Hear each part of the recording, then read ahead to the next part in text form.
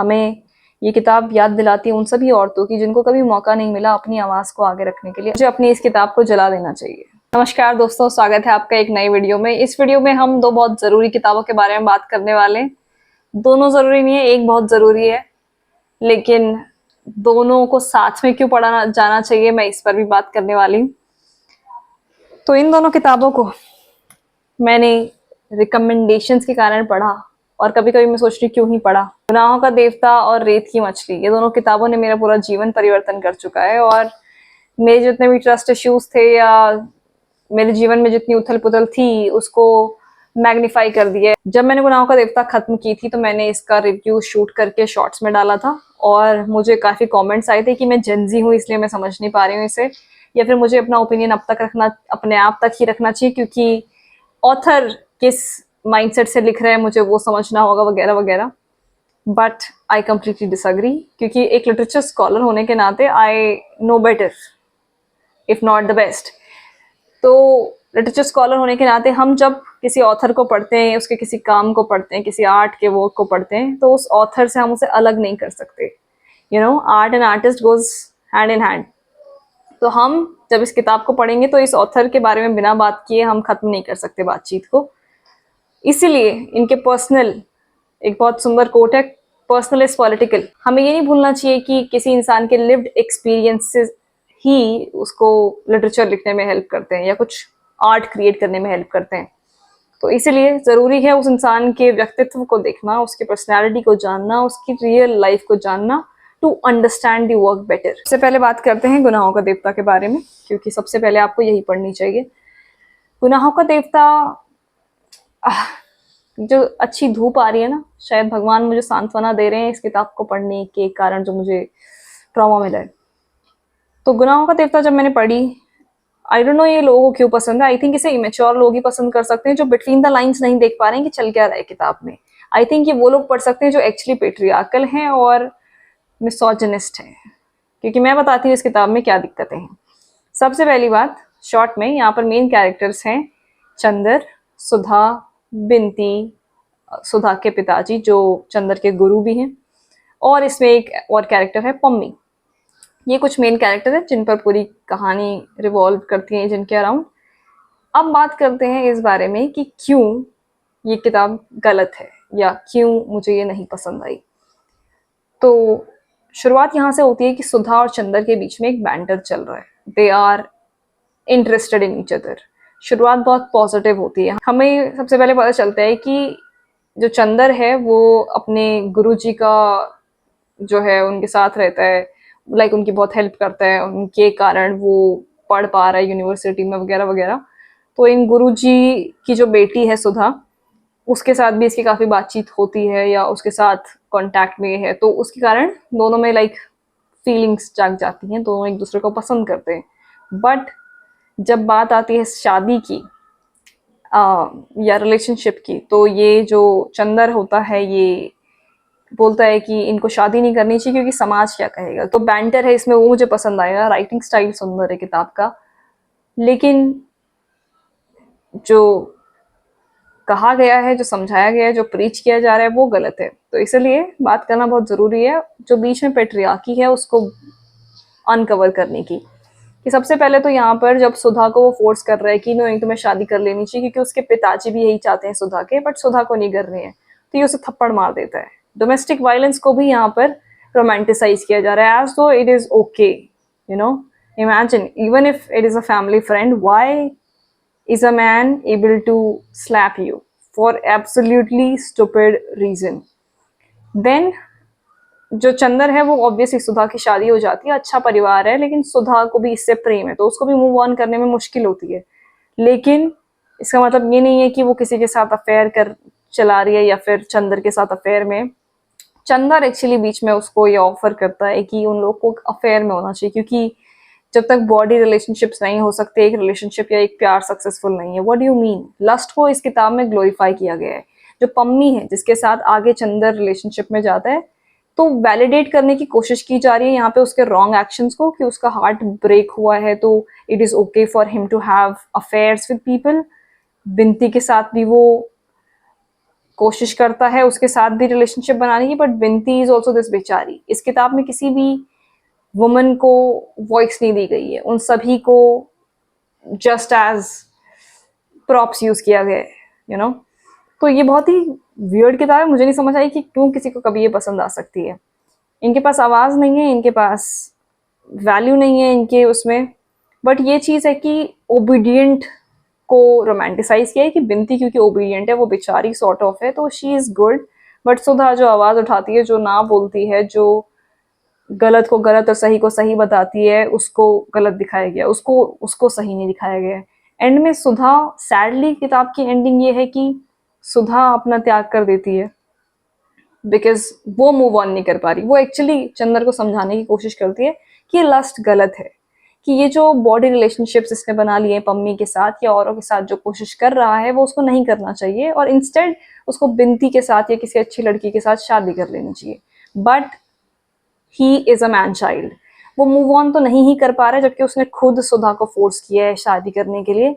It is just so unhinged and absurd कि फिर भी वो खुद को विक्टिमाइज कर रहा है। What is going on? ठीक है, तो ये इसलिए बहुत ही फ्लॉड किताब है, और जिस प्रकार से उस खुद के रॉन्ग एक्शंस को, खुद के लस्ट को ग्लोरीफाई रोमांटिसाइज कर रहा है, तो गुनाहों का देवता नहीं है, एंड में ये दैत्य बन जाता है। और मुझे नहीं पता कि क्यों कोई इस किताब फिर मैंने इसके बाद पढ़ी थी रेत की मछली। रेत की मछली को पढ़ने के बाद मुझे ऐसा लगा कि मुझे अपनी इस किताब को जला देना चाहिए, बट खैर किताब में सरस्वती होती है और इस सब के कारण, और ऊपर से मेरा ही लॉस है जो मैंने रुपए खर्च किए इस किताब पर, तो इसलिए थोड़ा सा स्टूपिड सा भी लग रहा है। बट लिटरली मेटाफोरिकली मैंने इस इंसान को, इस किताब को जला चुका है। मेटाफोरिकली मैंने हर पेट्रियार्कल मैन को खुद मार चुका है। बट एनीवे, रेत की मछली, थैंक गॉड किसी ने मुझे रिकमेंड की, थैंक यू सो मच। इस किताब ने जो ये ट्रॉमा मुझे दे गई थी ये किताब, उसको थोड़ा सा उससे उभरने में मदद की, क्योंकि भले ही होपलेस है ये किताब, भले ही हम वो यातना, वो पीड़ा देखते हैं कि कांता भारती जी ने कितना सहाय है धर्मवीर भारती जी के साथ रिलेशनशिप में, इनके साथ अपनी जिंदगी में, पर अंत बहुत सुंदर है। और मेरे ख्याल से हमें अंत से ही शुरुआत करनी चाहिए, क्योंकि ये याद करना ज़रूरी है कि बेचारी नहीं है वो, उन्हें किताब लिखी है, अपनी आवाज़ दी है, अपनी आवाज़ का इस्तेमाल किया है, वॉइस को उन्होंने टूल और वेपन की तरह यूज़ किया है, तो शी इज़ नॉट अ बेचारी। तो लेकिन इस तपती रेत में अब जो जलता है वहाँ कुछ उग रहा है, देखो कहीं वह मैं तो नहीं। तो इट शोज कि that she has moved on from it and that she has taken her power back. It's beautiful that it ends so beautifully. But जो पूरी किताब है ना, वो हमें जो घिनौना सच है धर्मवीर भारती का, उसके इनके रियल जीवन का, उससे हमें अवगत करवाती है। सो सबसे पहले इनके कैरेक्टर्स की बात कर लेते हैं। समरी में इसकी जो मेन कैरेक्टर है वो कुंतल। ये किताब सेमी ऑटोबायोग्राफिकल है अगेन, और कुंतल शायद कांता भारती जी हैं, शायद क्या मतलब वही हैं। तो कुंतल जो हैं वो हैं कांता भारती, इसके अलावा शोभन वो हैं धर्मवीर भारती उनके पति, और जो मीनल इसमें आएगी, वो क्या बोल रही थी यार, मैं भुला दिया इसने, वो शायद सेकंड वाइफ है। तो कांता भारती जी के बारे में जान लेते हैं पहले। असल में कांता भारती जी अपने परिवार के साथ, जब विभाजन हुआ हमारे देश का, तो वो लाहौर में रहती थी और वहाँ से वो भारत आई, और वो पहले कोहली थी, फिर शादी के बाद वो भारती बनी। तो इस किताब में आई थिंक सब कुछ रियल है, और शायद मुश्किल हो सकता है ये क्या बोलेंगे क्लैरिफाई करना, क्योंकि हमारे पास सोर्सेस नहीं है इनफ, हमारे पास उनकी मीडिया प्रेजेंस नहीं है, उनकी आवाज़ को दबाया गया है ऑब्वियसली, तो हमारे पास मे बी प्रूफ नहीं है सब कुछ का। बट रियल लाइफ से ये सारी घटनाएं बहुत ज़्यादा मेल खाती है। उसका देखा जाए कि कितनी उम्र रही होगी शादी के टाइम, ये सब बहुत इंपॉर्टेंट है। प्लीज़ नोट कि 1935 में इनका जन्म हुआ है 19 अगस्त को, और शादी इनकी 1950s बिगिनिंग में होती है धर्मवीर भारती जी से। धर्मवीर भारती कब पैदा हुए थे? 1926 में। सो ये इनसे एग्जैक्टली कितने साल छोटे हो गए? ऊप्स, 9 साल। Age gap, I hate it. Anyway, तो इन दोनों की शादी होती है 1950s बिगिनिंग में, तो काफ़ी एज गैप दिख रहा है हमको। इट मीन्स मेच्योरिटी लेवल भी अलग अलग है।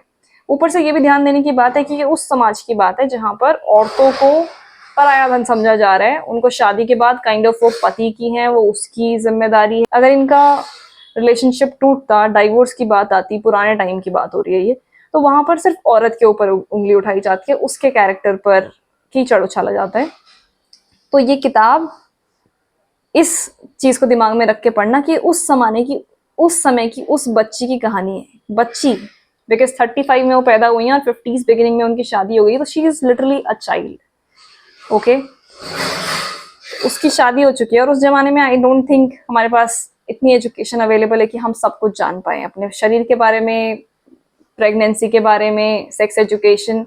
तो वो उस बच्चे की कहानी है, imagine. Okay, keep that in mind. तो इनकी शादी होती है और शादी के कुछ साल बाद इनकी बेटी भी होती है, परमिता। हर वीडियो को खराब कर देती है मम्मी।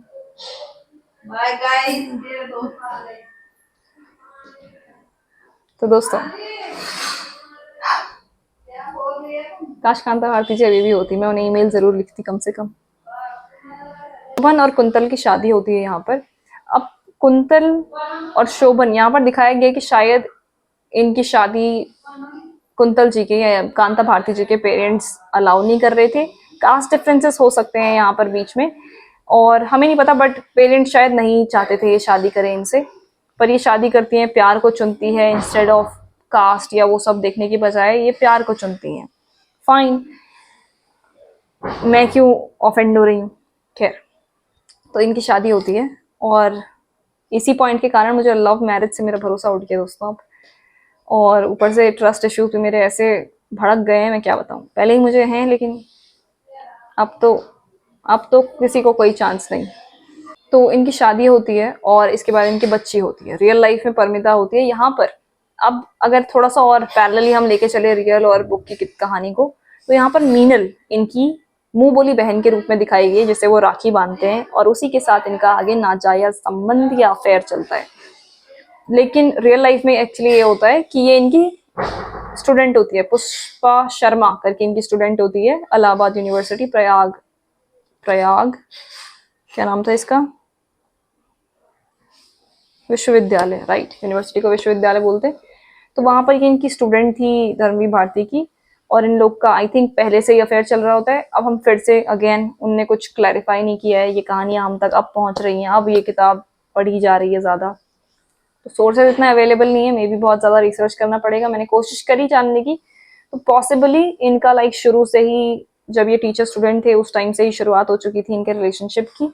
मुंह बोली बहन तो ये इस किताब में बताई गई है, बट उसके अलावा हाँ, तो अब इनकी रिलेशनशिप, ये अफेयर चल रहा है। लेकिन ये अफेयर रियल लाइफ में ऐसा होता है कि पुष्पा शर्मा जब ये प्रेग्नेंट होती है कांता भारती, तो इनके घर में लाइक इनकी हेल्प करने के लिए आती हैं, उनकी स्टूडेंट होने के नाते, उनकी फ्रेंड होने के नाते। तो अब ये इनकी हेल्प करती है, बट इसी हेल्प के बीच में ये क्या करती हैं कि अपने संबंध, धर्मवीर भारती को, हमें तो पहले तो विमेन को ही हमें यहाँ पर टारगेट नहीं करना चाहिए। It's not just Pushpa Sharma fault.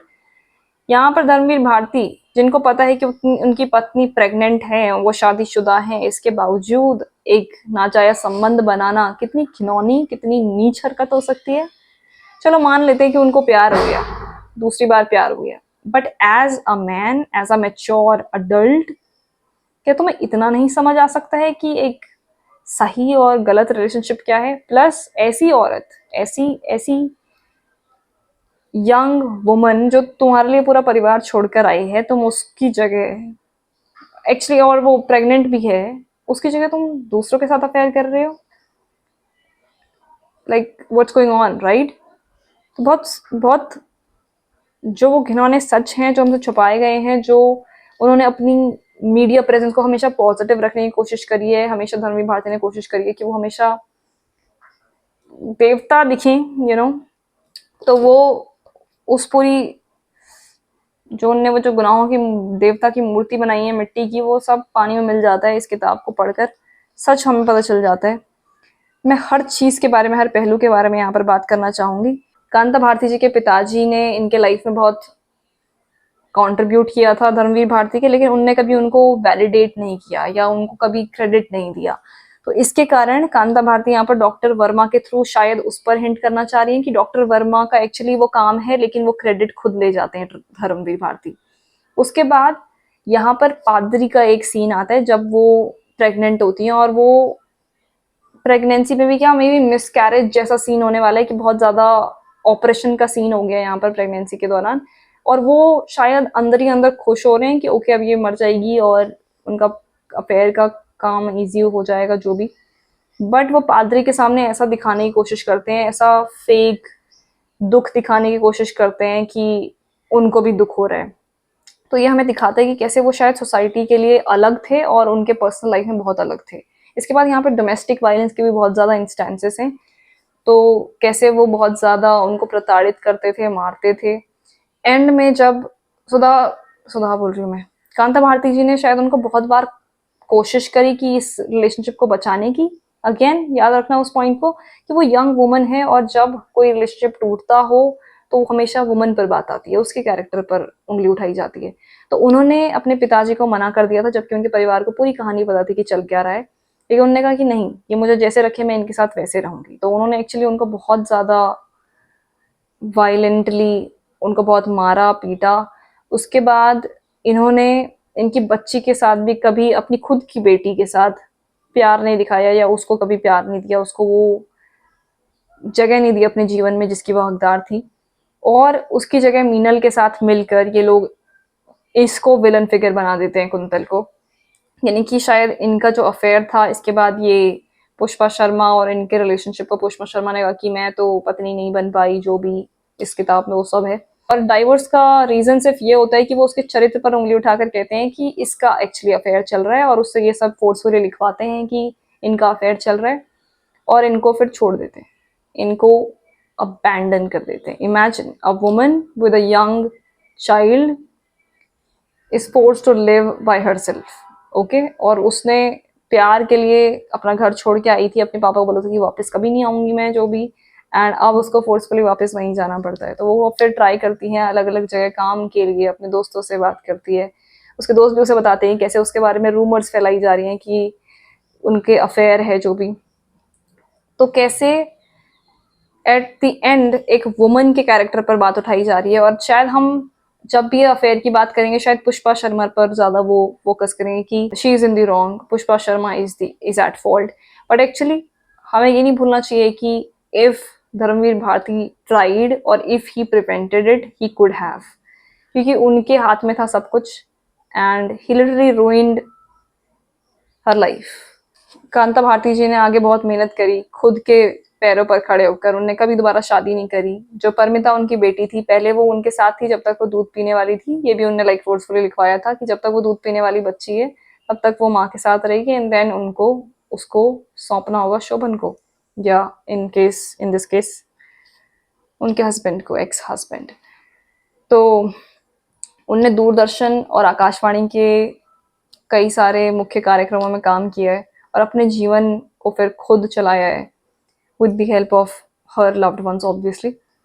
पर ये कहानी है कैसे एक औरत अपनी पावर को फिर से हासिल कर लेती है, कैसे वो अपना सेल्फ वर्थ जानती है और रियलाइज करती है कि okay she can be her self without a man. कई बार जो उनने कोशिश करी, कई बार उनको चीट करते हुए पकड़ा, लेकिन कोशिश करी कि नहीं वो उस रिलेशनशिप को बचाए, चांसेस दिए, लेकिन उसके बावजूद जो हुआ वो गलत हुआ। लेकिन कांता भारती जी ने फाइनली खुद को पाया और खुद की आवाज़ को उठाया, अपनी पीड़ा को, अपनी यातना को इस किताब के थ्रू में बताया है, सच को हम तक पहुंचाया है, एक ऐसे घिनौने दैत्य का सच जो अपने आप को सेल्फ प्रोक्लेम्ड गॉड बताता है। तो इस किताब को ज़रूर पढ़िए। हमें ये किताब याद दिलाती है उन सभी औरतों की जिनको कभी मौका नहीं मिला अपनी आवाज़ को आगे रखने के लिए, अपनी कहानी को बताने के लिए।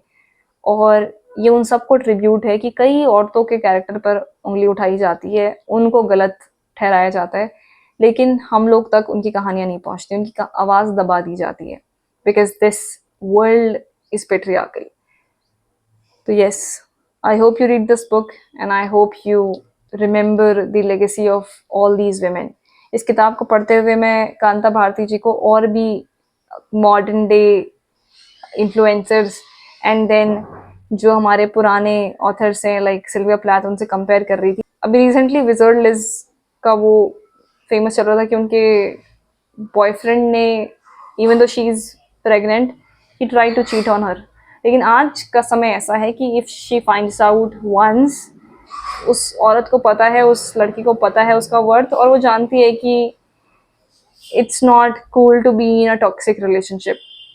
तो आज हमारे पास सुविधा है, आज हमारे पास चांस है वो कि हम अपने ऐसे टॉक्सिक रिलेशनशिप को छोड़कर अपना जीवन दोबारा शुरू कर सकते हैं। पर उस समय पर कितनी कितनी ज़्यादा शक्ति चाहिए होगी, और कितना ज़्यादा दुख झेलना पड़ता होगा उन्हें, नो, कितना सोसाइटल प्रेशर होता होगा इनके ऊपर। It's unimaginable and it's so sad.